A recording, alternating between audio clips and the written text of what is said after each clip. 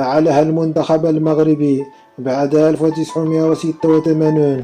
ها هو في الدور الثاني من جديد في عام 2022، وربما هذه المرة ستختلف الحكاية.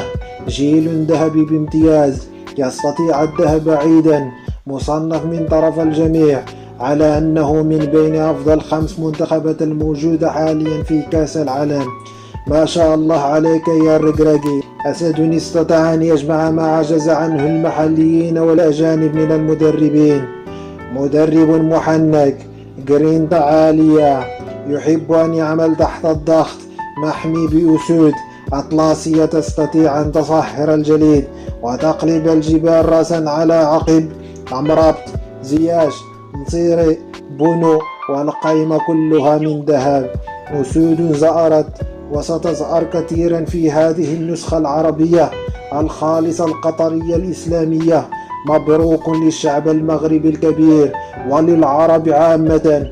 هذا المنتخب الشاب الذي سيعمر كثيرا وسيمتع الجميع سنوات طوال. مبروك لكل من يحب المنتخب المغربي، وهارد لك لكل كاره للكرة المغربية